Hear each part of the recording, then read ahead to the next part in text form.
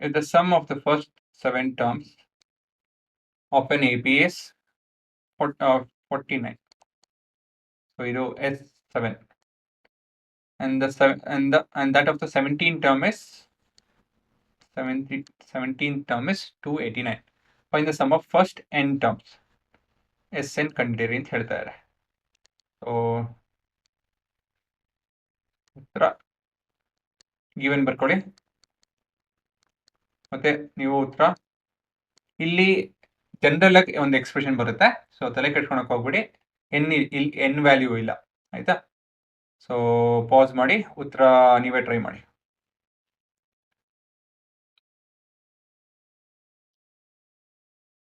So ಏನ್ ಕೊಟ್ಟಿದ್ದಾರೆ ಅಂದ್ರೆ S7 49, S of 17 289. So Sn ಕಂಡುಹಿಡಿಯೋದಕ್ಕೆ ಏನೇನು ಬೇಕು? Sn ಕಂಡುಹಿಡಿಯೋದಕ್ಕೆ n/2 a ಪ್ಲಸ್ a ಮತ್ತೆ d ಬೇಕು. n ಇಲ್ಲಿ ಜನರಲ್ ಇದು ವೇರಿಯಬಲ್ ಆಗಿ ಇರುತ್ತೆ, ಯಾವ ನಂಬರು ಸಬ್ಸ್ಟಿಟ್ಯೂಟ್ ಮಾಡ್ತಾ ಇಲ್ಲ. ಸೊ a ಮತ್ತೆ d ಬೇಕು. a and d are 2 unknowns ಅಲ್ವಾ? ಬೇಸಿಕಲಿ ನಾವು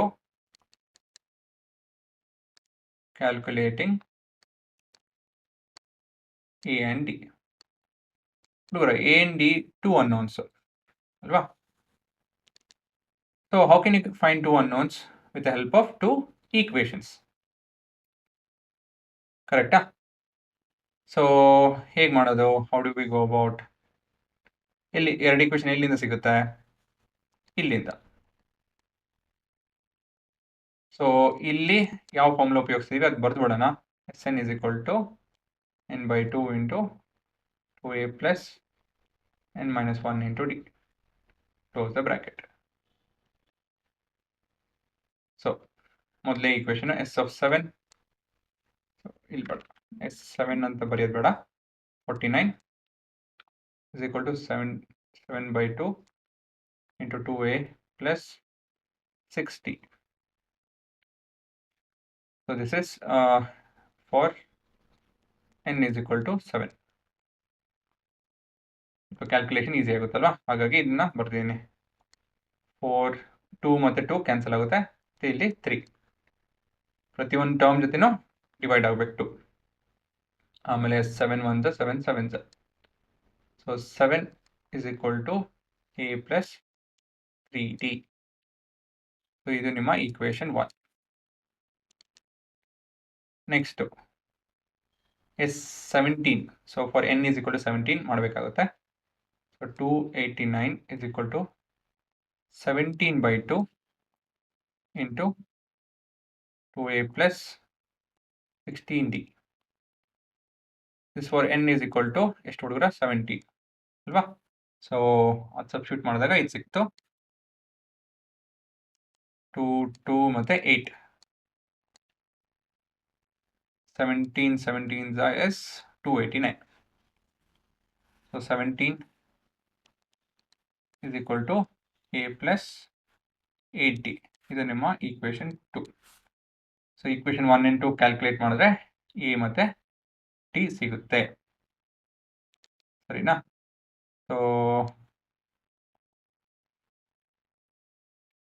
ಇದು actually equation, calculating a and d ನ ಇಲ್ಲ. This we got equations.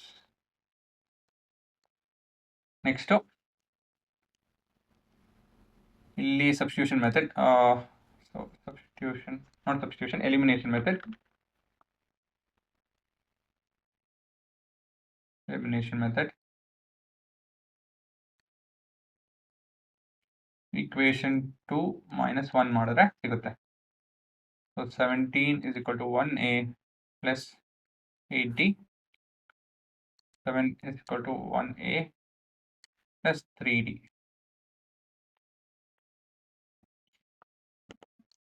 Plus, so minus minus minus cancel. 10 is equal to 5d. 5d, so d is equal to 2. So d ಸಿಕ್ತು. Next a ಬೇಕು. a ಗೆ we can substitute d in sub dn not b sub dn equation 1.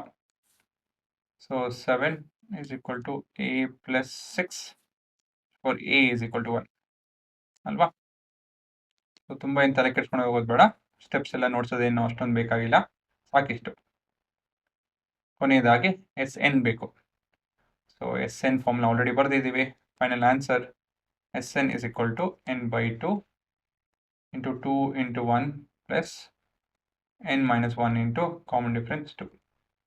ಇದು ಸ್ವಲ್ಪ simplify ಮಾಡೋಣ. ಹೇಗೆ? 2 1s 1s n times of 1 plus n minus 1 1 1 cancel ಆಗುತ್ತೆ. So n square.